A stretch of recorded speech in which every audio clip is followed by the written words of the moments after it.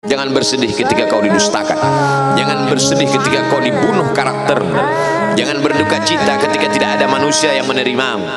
Karena sesungguhnya itu hanyalah cara Allah menguatkan hatimu, karena Dia ingin mengangkat derajatmu, menempatkan di tempat yang terpuji, memperlihatkanmu sesuatu yang tidak pernah Dia perlihatkan kepada manusia yang lain.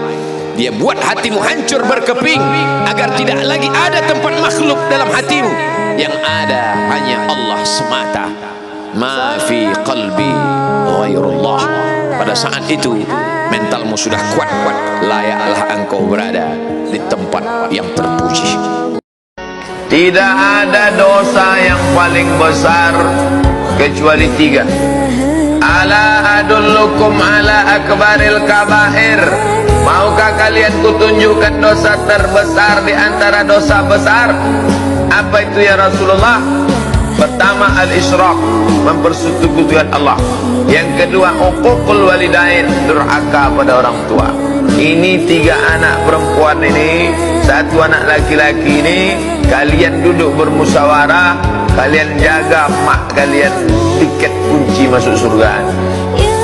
Menjaga anak dibesarkan belum tentu anak itu jadi soleh. Banyak anak durhaka sekarang. Tapi dosa meninggalkan orang tua, durhaka, dunia pasti dapat, akhirat pasti dapat.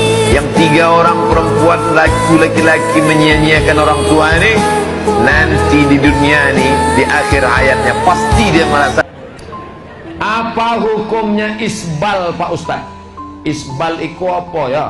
Isbal itu artinya kaki celana menutupi mata kaki. Ini namanya isbal nih. Ini namanya isbal nih. Sarung, kaki celana, jubah menutup mata kaki. Iki jenenge isbal. Maka ma asfalal ka'baini finnar. Kalau di bawah mata kaki masuk neraka, mlebu nang neraka. Siapa yang pakai celana, kain di bawah mata kaki masuk neraka. Ini masuk neraka lah ini. Makanya memahami hadis tidak bisa satu saja. Ada hadis satu lagi mengatakan, man jarra thawbahu khuyala, kalau sombong, kalau di bawah mata kaki sombong baru masuk neraka. Kalau enggak sombong enggak apa-apa, kata Imam Syafi'i. Kalau enggak sombong enggak apa-apa, kata Imam Nawawi dalam kitab Riyadhus Shalihin. Kalau enggak sombong enggak apa-apa, kata Imam Sun'ani dalam kitab Subulus Salam. Kalau enggak sombong enggak apa-apa, kata Imam Syaukani dalam kitab Nailul Autar. Kalau enggak sombong enggak apa-apa, kata Syekh Atiyah Sokor dalam kitab Fatawa Azhar. Kalau enggak sombong enggak apa-apa, kata Syekh Qardawi dalam kitab Kaifana Ta'amal Ma'as Sunnah. Maka ada orang yang baik kepada manusia, rajin membantu, dermawan, murah tangannya untuk memberikan pertolongan. Tapi kenapa dia dikatakan sombong? Sombongnya bukan kepada manusia. Batarul haq, menolak kebenaran. Orang yang rajin berbagi tapi tidak sholat, sombong. Orang yang suka berbagi tapi tidak mau menundukkan keningnya kepada Allah, sombong. Bukankah dia baik? Bukankah dia sopan? Bukankah dia santun? Karena definisi sombong, kata Nabi, batarul haq, menolak kebenaran. Yang penting baik, yang penting sopan, yang penting mau berbagi. Masalah dia sholat bukan urusan kita, urusan kita. Karena Nabi memeriksa jamaah. Asyahidun fulan, mana si fulan? Mengapa tidak sholat berjamaah? Di antara tanda-tanda dekatnya hari kiamat itu adalah, dalam hadisnya ada 5. Yang pertama, yataqarabus zaman. Zaman, masa, waktu makin pendek. Yang kedua adalah wayanqusul ilmu. Ilmu semakin berkurang. Kalau sudah ilmu berkurang, apa yang bertambah? Jahil. Maka datang penyakit syuh. Yang ketiga, apa itu syuh? Hubbud dunya, hubbul mal, wa tuhibbul mala hubban jamma. Engkau sayang kepada harta, amat sangat sayang. Dia pegang semuanya sampai tak meleleh, tak menetes walaupun 1 tetes. Keempat, wa tazharul fitan, banyaklah fitnah, siksa. Yang terakhir, yang kelima, wa yaksurul haraj. Wa yaksurul haraj, banyak terjadi haraj, kata Nabi. Sahabat pun bertanya, ya Rasulullah, wamal haraj? Apa haraj itu ya Rasulullah? Kata Nabi SAW, al-haraj al-qatlu. Nanti di akhir zaman itu akan banyak pembunuhan. Sekali pun tak pernah saya ditelepon. 4 tahun di Mesir tak pernah ditelepon. Sekali haam. Maroko 2 tahun sekali pun tidak. Balik saya tanya, kenapa mak tak pernah menelpon? Kalau ku telepon aku rindu, kau balik. Kalau ku telepon, nak sayang omak, tak pernah telinga saya ini mendengar dia sayang omak. Tak. Pergi ku sana, belajar. Belajar. Kalau ku telepon kau sayang, kau menangis, kau balik, kau jadi hantu.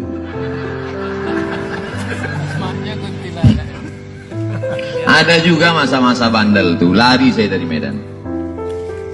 Lari saya pergi saya 5 bulan saya tak sekolah di Riau, saya makan tidur. Kau tidak jadi apa? Tak ada guna sekolah nih mak. Presiden dah ada, gubernur dah ada. Apa guna sekolah? Apa guna sekolah? Jadi kau tidak jadi apa? Belikan aku kolbisel. Aku tidak jual ikan asin. Karena saya tengok pasar market yang mantap waktu itu ikan asin. Kaya orang jual ikan asin. Rumahnya besar, mobilnya besar, bininya pun besar. Pergi dia ke Air Molek, Indragiri Hulu, carinya sekolah. Datang Ustadz ceramah ke kampung. Nama Ustadz itu Ustadz Suherman Siregar. Habis pengajian diundanglah Ustadz nih ke rumah, makan macam. Habis itu ditanya, Ustadz di Air Molek guru? Iya bu, saya guru. Oh, bisa anak kami masuk? Silakan. Langsung kelas 3 bisa? Oh tak bisa. Karena kalau langsung kelas 3 ini berarti anak pindahan karena nakal. Tak bisa. Tolonglah Pak Ustadz, tak bisa. Kami tak pilih. Tak mempan makan siang. Rupanya berubah hati Ustadz nih.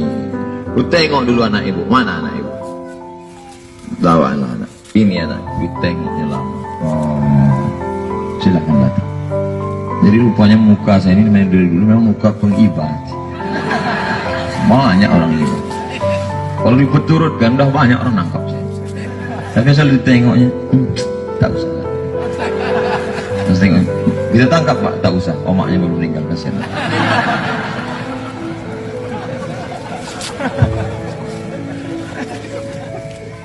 Oleh sebab itu maka jangan anak dibiarkan tak sekolah lah, tidur lah, tak bisa. Tunjuk aja, tak berhenti merepet. Asal singgah saya ke rumah itu Pak Gubernur, tak berhenti apa. Tapi saya, kenapa Ustaz tak melawan? Tak pernah saya lawan. Kenapa tak salah? Saya mulai hitung itu. Omak Sianu kakinya dipotong gara-gara diabetes mati. Omak Sianu makan kambing, domam mati. Omak Sianu mati. Omakku nilai yang masih bertahan. Ku nikmati aja repet. Alah, asal dia mepet. Kalau kebetulan saya singgah pagi, demikianlah kajian duha kita pagi. Dia pun senyum. Asal malam, inilah kultum malam kita. Orang tua macam Quran buruk. Orang tua macam Quran buruk. Dibaca tak terbaca, dibuang berdosa. Orang tua macam Quran buruk. Dibaca tak terbaca, dibuang berdosa. Jadi biarkan aja lah sampai masanya, hilang juga dia. Saat dia hilang itulah baru kau berkata, andai dia hidup. Andai ku biarkan dia dulu merepet. Andai ku turut dulu cakapnya. Ada guna menyesal. Maka kalau masih hidup dia, berapa datang, berapa anak muda datang. Ada omak kau? Ada. Yang kau lawannya. Ada yang Ustaz kesahkan. Apa yang dia minta? Ku kasih. Kenapa dikasih ini? Supaya aku tak menyesal. Tapi namanya manusia tentu kalau diurut balik, apalah yang kesan? Satu kesan, sebelum pergi itu tak saya peluk dia, mestinya dipeluk, dicium dia.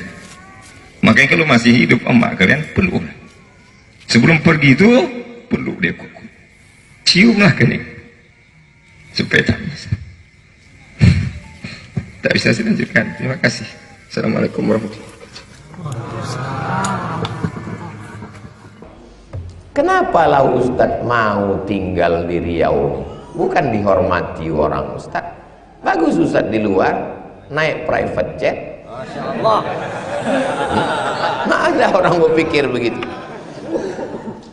Ustadz tinggal di sini, ku kasih rumah, ku kasih mobil, jadi dosen.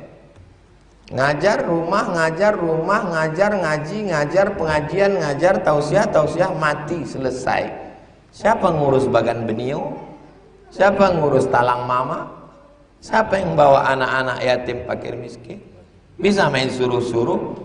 Oh kan banyak yang ngurus Pak Ustadz, banyak yang ngurus. Tapi aku dapat amal jariah dari mana kalau aku mati? Aku sebagai tinggal di sini. Bisa orang sekolah, bisa orang belajar.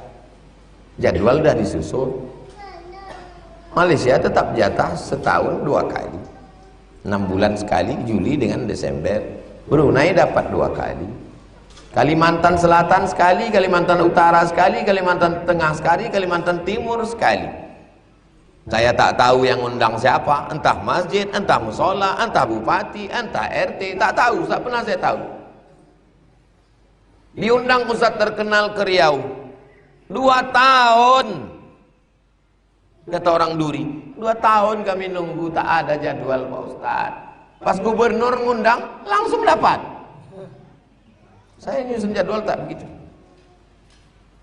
Medan kau ku kasih 4 hari, Jumat, Sabtu, Ahad, Senin. Kalian bagilah. Aku tak tahu entah di mana-mana. Kalian aturlah. Palembang kalian ku kasih 4 hari. Jambi ku kasih kalian 4 hari. Kepulauan Riau ku kasih kalian 4 hari. Kemana-mana aja Ustaz, terserah kalian. Di luar itu aku tak bisa datang. Assalamualaikum. Waalaikumsalam. Kami dari protokoler gubernur. Jangankan gubernur, sultan pun aku tak datang. Pikirnya udah hebat kali gubernur tuh. Gubernur cuma 5 tahun. Itu pun kalau tak ditangkap KPK. Tak usah kau bawa-bawa atasan kau. Aku udah kasih jatah 4 hari. Ahad, Jumat, Sabtu, Ahad, Senin. Aku datang Jumat, pulang Senin. Tak lebih dari itu. Tambah sedikit Pak Ustadz, tak boleh. Nanti kau tahu lama disangka orang aku udah buka cabang. Di luar dari itu tidak ada tambahan.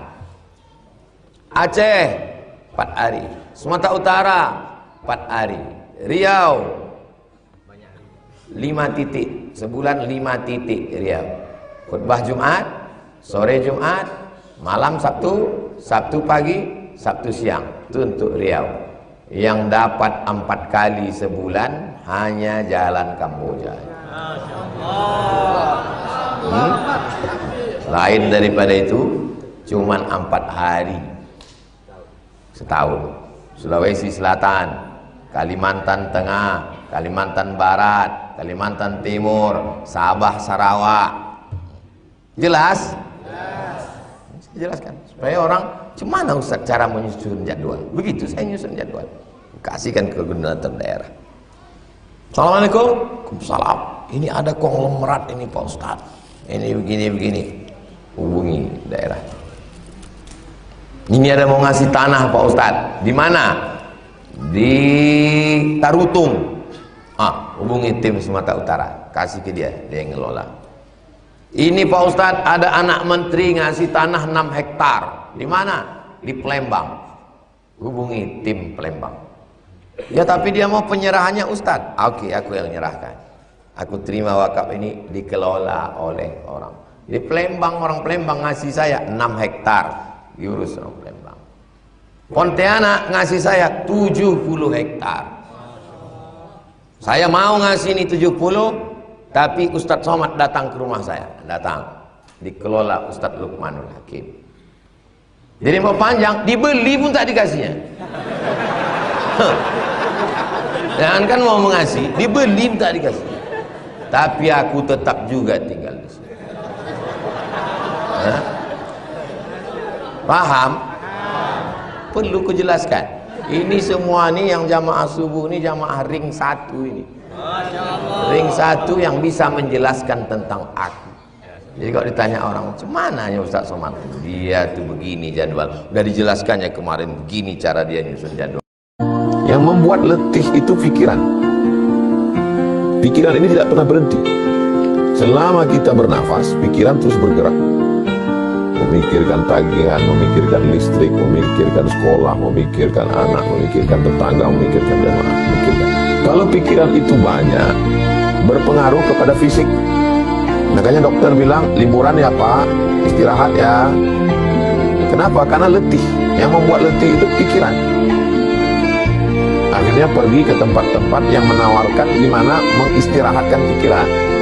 Pejamkan mata, cium aromaterapi, dengarkan gemericik air terjun, dengarkan suara kicauan burung, lupakan masalah di kantor. Paling afdal berdoa adalah ketika sedang bersujud. Maka perbanyaklah doa ketika sujud. Tapi jangan bahasa Indonesia. Kalau bisa bahasa Arab, kalau nggak bisa dalam hati saja sujud. Allahu Akbar, subhanarabbiyal a'la wa bihamdi, subhanarabbiyal a'la wa bihamdi, subhanarabbiyal a'la wa bihamdi. Habis meminta kepada Allah apa yang perlu diminta. Kalau teman tak lagi bisa menjadi kawan, kalau dunia tak lagi menjadi ramah, kalau tak lagi ada orang bisa mendengar, maka berbisiklah ke bumi. Insya Allah pintu-pintu langit akan terbuka mendengar doa-doa. Al-jaza ala qadril amal. Balasan itu sesuai dengan kadar amal. Kenapa waktu Nabi menoleh ke belakang dilihatnya perempuan? Dan Nabi heran, "Kamu siapa perempuan?" "Saya perempuan yang menjaga anak yatim." Perempuan itu kan sifatnya lemah, tapi dia mampu kuat menjaga anaknya. Suaminya meninggal. Secara fisik badannya lemah, secara ekonomi pemasukannya tak ada, secara emosional dia sangat bisa dirayu oleh laki-laki, tapi tiga-tiga bisa dia tahan. Secara fisik lemah dia jadi kuat, secara ekonomi dia penuhi kebutuhan anaknya, secara emosional dia tahan hawa nafsunya, dia tahan nafsunya, dia tahan. Akhirnya dia bisa membesarkan anaknya tanpa harus berbuat dosa dan maksiat. Itu tak bisa dilakukan laki-laki. Itulah yang membuat perempuan lebih dulu masuk surga. Kenapa? Karena al-jaza, balasan yang diterima sesuai dengan kadar berat, sulit, sukarnya suatu amal. Itulah yang menyebabkan turunnya rahmat Allah Subhanahu wa ta'ala. Assalamualaikum warahmatullahi wabarakatuh. Saya berada di asrama Ma'had Az-Zahra, 4 lantai 36 kamar. Ada tak ada kita, asrama ini tetap jadi, anak-anak tetap menghafal Quran di sini, tetap jadi orang, tetap menjadikan amal jariah mengalir.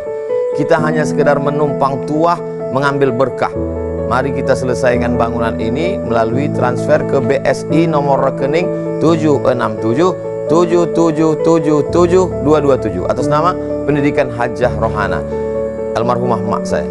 Nomor admin jangan lupa kontak ke nomor 0811 6650 026. Berkah selalu. Assalamualaikum warahmatullahi wabarakatuh. Tidak ada tempat berserah, tidak ada tempat memohon, tak ada tempat meminta kecuali hanya kepada Allah Subhanahu wa ta'ala.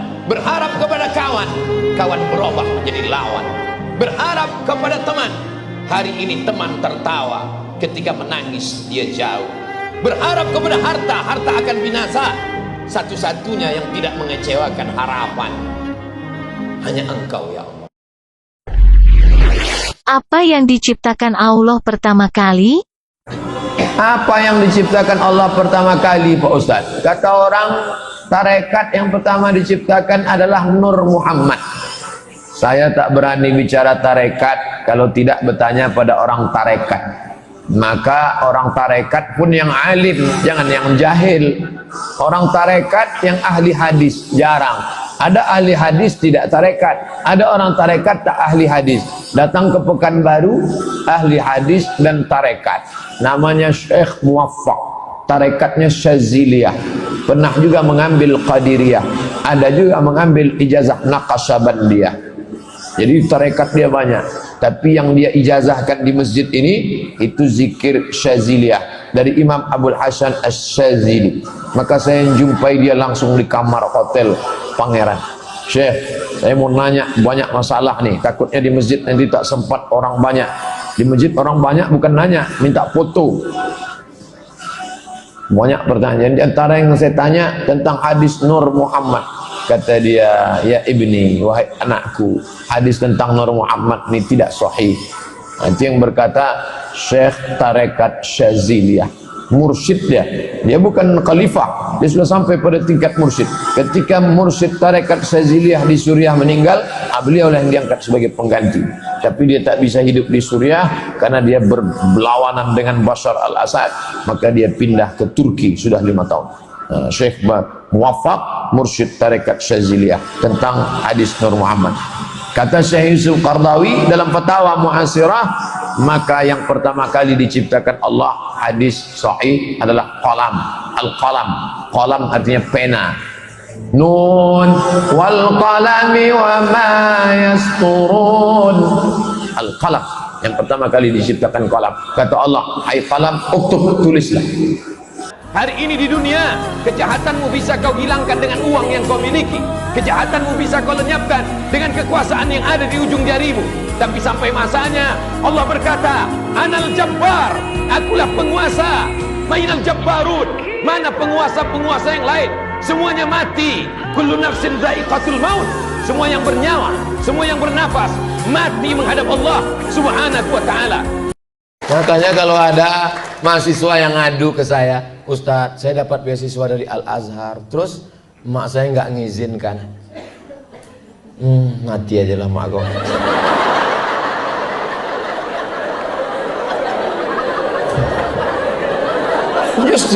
Justru kalau anak ini berhasil kan dapat pahala mengalir sampai hari kiamat. 4 tahun saya, tapi tidak saya ngomongkan gitu. Takut saya sakit hati dia kan. Dalam hati aja tak bisa saya lagi ngomong, udah mah kartu mati udah. Saya maunya ibu-ibu itu jumpa sama saya ceritakan bagaimana mak saya. Sampai terpikir saya waktu di Mesir itu 4 tahun nggak pulang. Jangan-jangan aku ini anak angkat ini. Pulang saya setelah 4 tahun, 98 berangkat, 2002 pulang. Mak rindu nggak sama aku waktu aku di Mesir? Aku rindu betul sama kau. Jadi gimana cara mak kalau rindu? Ku cari anak-anak yang hitam macam kau. Ada anak tetangga hitam, itu ku belikan baju hari raya, ku undang makan. Karena ku tengok dia hilang rinduku sama kau. Begitu rupanya cara dia mengobati hatinya. Setelah saya pulang, saya jadi ustadz, saya bawa dia ceramah ke Medan. Saya bawa ke hotel. Mat, ya mak, kawanku mau datang, mau jumpa. Bawa dia ke sini. Jumpa di mana? Terserah, mau di kamar, mau di lobi. Di bawah aja lah. Iya, ayo ku kawani. Saya biarkan ngobrol, saya nguping dengar apa cerita orang. Ibu ini nanya, waktu anak kau di Mesir, kuliah lama-lama di Maroko, apa yang kau doakan? Kenapa hati kau kuat berpisah? Kenapa dia sehat? Aku tiap malam mendoakan dia, ku bacakan 100 kali Al-Fatihah. Untuk anakku Abdul Somad, sehatkan dia ya Allah. Al-Fatihah. Bertawassul dengan surat Al-Fatihah masyru', sunnah. Bertawassul dengan amal soleh, bagaimana hadis dalam Sahih Al-Bukhari. Satu bertawassul berdoa dengan sedekahnya, satu bertawassul dengan bakti kepada orang tuanya, satu bertawassul dengan tidak jadi berzina. Maka bertawassul dengan membaca Al-Quran dan Ummul Quran Al-Fatihah masyru', bukan bid'ah, sunnah. Kalau kau takut kepada aturan negara, sampai masanya negara tumbang, sampai masanya penguasa mati, sampai masanya yang mengawasi itu tertidur, tapi kau diawasi oleh dia. Siapa dia? La ta'khudhuhu sinatun, dia tak pernah tidur. Wala naum, dia tidak mengantuk, dia tidak tidur. Hayyun, dia maha hidup. La yamut, dia tidak pernah mati. Wa huwas sami', dia maha mendengar. Al-basir, maha melihat. Tapak kaki semut yang hitam, di atas batu yang hitam, di tengah malam yang kelam, di tengah samudera yang luas, akan ditampakkan di depan matamu. Wa qadimna ila ma amilu min amalin, kami tampakkan amal mereka, lalu amal itu dilihat. Faman ya'mal mithqala dzarratin khairan yarah, sebesar biji sawi, sebesar ujung rambut, sebesar ujung jarum, akan ditampakkan di hadapan Allah Subhanahu wa taala. Ustaz, ya, perempuan di Jakarta berjilbab tapi celananya ketat sekali. Bagaimana? Nisaun, perempuan, kasiyatun, pakai baju, ariyatun tapi telanjang. Perempuan pakai baju tapi telanjang. Ini belum pernah kalian lihat wahai sahabatku, tapi nanti di akhir zaman kalian akan melihatnya. Tiba-tiba ada anak gadis pakai celana sempit sampai paha menjerit. Kalian yang punya FB, yang punya Instagram, yang punya TikTok, isikan gambar dengan selawat-selawat. Karena kalau tidak nanti TikTok diisi setan, FB diisi iblis, Instagram diisi hantu, YouTube diisi tuyul. Maka mesti diisi dengan dakwah. Kamu adalah hamba Allah, dikandung ibumu 9 bulan 10 hari, kau dididik, dibesarkan dengan tetesan air mata dan darah. Jangan jatuhkan harga diri. Bilang sama dia, aku senang melihatmu wahai perempuan solihah, maka aku ingin menjadikan engkau ibu untuk anak-anak. Kalau kau mau, terimalah aku. Kalau tidak, masih ada 1000 lagi anak terimu lagi. Ada perempuan yang ketika tidur tapi dosanya mengalir pada dia. Dia sedang makan tapi dosanya mengalir pada dia. Apa salah dia? Karena dia sudah memperlihatkan dirinya dilihat orang lain. Gambar apa yang dimaksud? Gambar memancing aurat, hawa nafsu, mempertunjukkan yang tak layak. Memang betul itu ceramah saya. Dari mana Ustaz ambil? Dari hadis. Man sanna fil islami sunnatan hasanatan, siapa yang membuat tradisi yang baik, falahu ajruha, dia dapat pahalanya, wa ajru man amila biha, orang lain yang melakukannya. Bapak yang membuat tradisi silaturahim seperti ini dilanjutkan oleh anak cucu, kita sudah tidak ada, maka mengalir karena tradisi yang baik. Begitu juga sebaliknya, man sanna fil islami sunnatan sayyi'atan, siapa yang membuat sesuatu yang tidak baik, falahu wizruha, dia dapat dosanya, wa wizru man amila biha min ba'dih, setelah dia mati, jangankan ketika hidup, sudah mati pun tetap mengalir. Kamu menjadi umat paling baik bukan karena tahajudmu, kamu menjadi umat paling baik bukan karena haji dan umrahmu, kamu menjadi umat yang paling baik bukan karena membangun masjid. Kuntum khaira ummah, kamu umat yang paling baik kapan? Ta'muruna bil ma'ruf, ketika kau ajak orang berbuat baik, wa tanhauna 'anil munkar, kau larang orang berbuat mungkar. Dan dari dulu saya ceramah memang begini, pakai peci, pakai top, pakai baju koko begini. Cuman bedanya kalau sekarang orang kenal, dulu banyak tak kenal. Dari UIN saya pulang jam 11.45, hari Jumat mau khutbah Jumat di Masjid Rumah Sakit Umum Daerah Arifin Ahmad. Jam 12.20 azan Jumat, jam 12 saya sudah duduk. 12 sudah duduk di depan. Lalu kemudian naiklah pengurus. Waktu Jumat sudah masuk, karena khotib kita hari ini Haji Abdul Somad LCMA belum juga datang, maka sayalah yang khutbah hari ini, kata pengurus. Padahal saya itu duduk dari jam 12 tadi situ.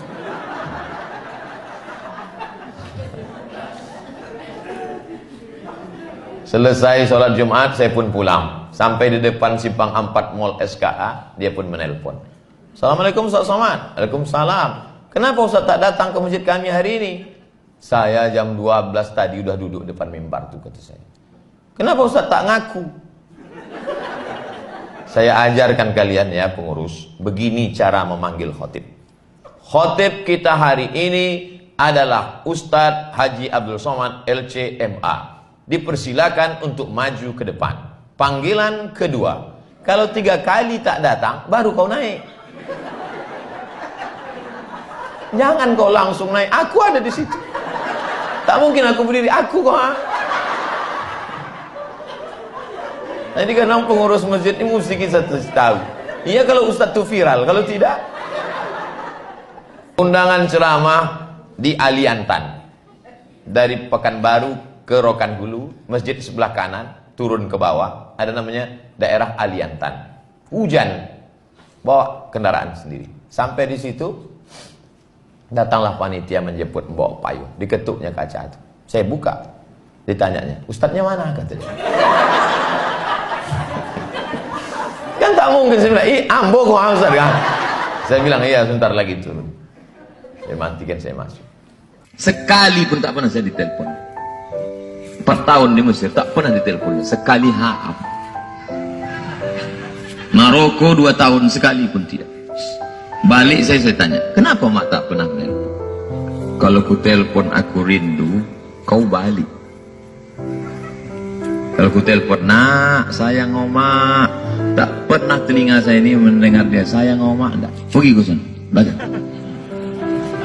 Baca. Kalau ku telepon kau sayang, kau menangis, kau balik, kau jadi hantu.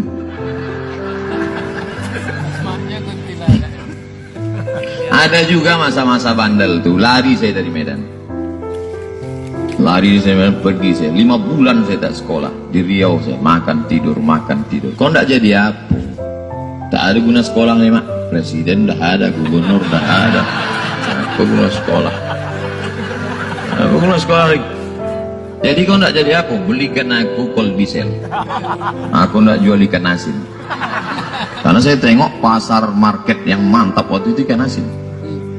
Kaya orang jual ikan asin. Rumahnya besar, mobilnya besar, bininya pun besar. Pergi dia ke Air Molek, Indragiri Hulu, carinya sekolah. Datang Ustadz ceramah ke kampung. Nama Ustadz itu Ustadz Suherman Siregar. Habis pengajian diundanglah Ustadz nih ke rumah, makan macam. Habis itu ditanyanya, Ustadz di Air Molek guru? Iya bu, saya guru. Oh, bisa anak kami masuk? Silakan. Langsung kelas 3 bisa? Oh tak bisa. Karena kalau langsung kelas 3 ini berarti anak pindahan karena nakal. Tak bisa. Tolonglah Pak Ustadz, tak bisa. Kami tak pilih. Tak mempan makan siang itu. Rupanya berubah hati Ustaz nih. Ku tengok dulu anak ibu. Mana anak ibu? Bawa anak. Ini anak. Ku tengoknya lama. Oh, silakan datang. Jadi rupanya muka saya ini dari dulu memang muka pengibat. Banyak orang ini. Kalau dipeturutkan dah banyak orang nangkap saya. Tapi asal ditengoknya, tak usah. Terus tengok, kita tangkap pak, tak usah. Omaknya baru meninggal, kasihan.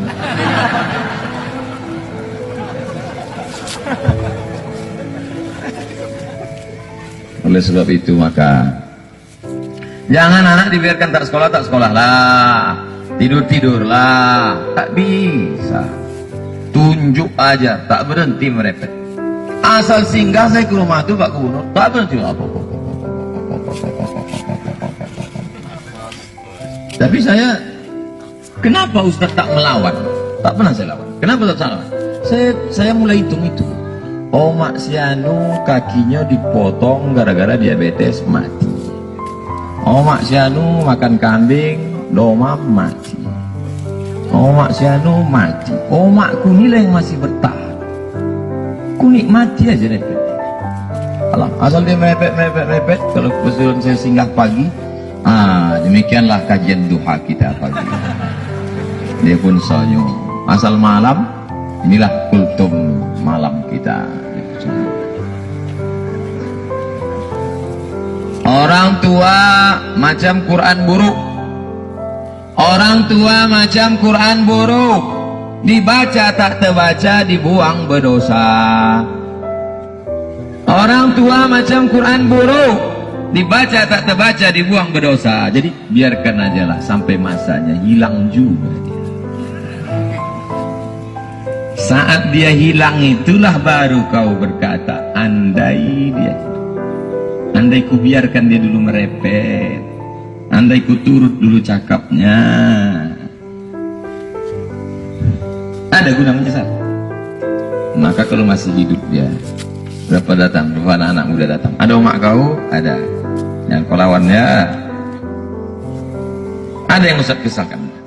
Apa yang dia minta, ku kasih. Kenapa dikasih ini? Supaya aku tak menyesal.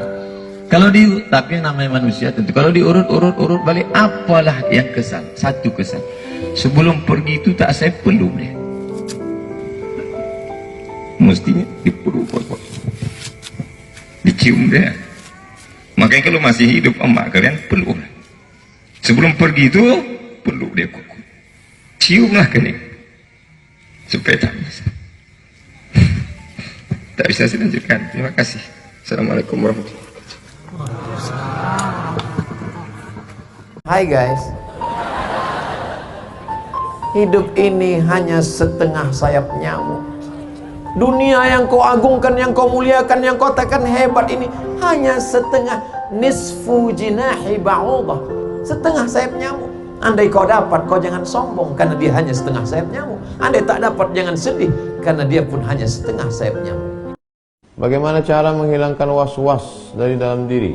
Riak atau ujub. Misalnya lagi ngaji atau sholat, terus dilihat atau didengar orang, terus jadi ngerasa dalam hati riak. Pas baca Quran bulan Ramadan tadarus, a'udzubillahi minasyaitonirrajim, bismillahirrahmanirrahim, amma yatasaalun 'anil naba'il 'azim alladzi hum fihi mukhtalifun. Tiba-tiba ada orang mendengar di samping, lalu kita pun langsung makin dibaguskan suaranya. Itu dia. Lalu kemudian kita tutup Quran, berhenti baca karena takut dipuji. Tarkul amal li ajli nas riya. Tidak jadi beramal karena ingin dipuji orang, riya. Wal amal li ajlihim syirik. Terus baca, makin diperbagus bacaan supaya dipuji orang, syirik. Maju kena, mundur kena. Lalu solusi yang paling baik bagaimana? Baca normal seperti biasa. Jangan merasa sedang membaca itu di samping dia, tapi sedang membaca itu di hadapan Allah Subhanahu wa taala. Teruskan, luruskan hati. Jaga. Kalau engkau merasa tenang dalam kesendirian, hatimu merasa cukup dengan qanaah, dan kau selalu memikirkan kekurangan kecacatan dirimu, sesungguhnya Allah sedang memindahkan engkau dari hinanya maksiat kepada mulianya taat. Tidak ada bekal yang paling baik adalah kecuali salat. Inna awwala ma yuhasabu bil 'abdu yaumal qiyamah. Yang pertama kali dihisab, dihitung, dikira dari seorang hamba adalah salatuhu, salatnya. Idza salahat, kalau salatnya baik, salahal amalu kulluh, amal yang lain ikut menjadi baik. Wa idza fasadat, kalau salatnya rusak, fasadal amalu kulluh, amal-amal yang lain pun ikut menjadi rosak. Saya mau tanya, setelah saya dengar ceramah Ustadz, saya mau tanya. 2 kali diulangnya. Pak Ustadz, saya mau tanya.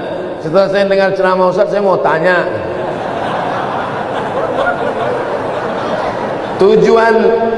Tujuan hidup di dunia ini harusnya seperti apa, Pak Ustadz? Untuk apa kita di dunia ini, Pak Ustadz? Biasanya pertanyaan orang macam ini dia udah di tepi jembatan.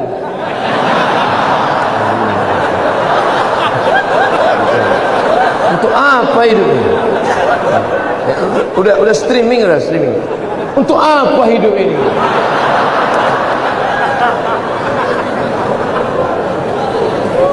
Satu, Alladzi khalaqal mauta wal hayata. Allah menciptakan hidup dan mati. Untuk apa? Liyabluwakum ayyukum ahsanu amala. Supaya Allah melihat siapa yang paling baik amalah. Makanya kalau mau jadi pejabat, jadilah pejabat yang amalnya baik. Jadi polisi, jadilah polisi yang amalnya baik. Jadi tentara, jadilah tentara yang amalnya baik. Jadi ustadz, jadilah ustadz yang amalnya baik. Karena kita hidup ini dituntut siapa yang paling baik amalah. Amal bukan sholat, amal bukan baca yasin, amal bukan puasa sunat, itu ibadah. Hebat Pak Bupati kami, Pak Ustaz. Kenapa? Pak Bupati kami rajin sholat duha. Itu bukan amal. Itu siapapun bisa. Sholat duha tak perlu jadi bupati. Betul? Yang dimaksud amal adalah dengan jabatan kekuasaan yang ada di tangan kita bisa kita berbuat. Kalau jadi anggota dewan, buatnya perda syariah. Anak SD tidak boleh masuk SMP kecuali punya ijazah MDA. Setuju? Itu Bang. Dengan kekuasaan. Jangan nanti udah pensiun baru datang. Ustaz Somad, apa yang bisa kita buat untuk bangsa ini? Tangan pun dah menggeletar. Itu apa?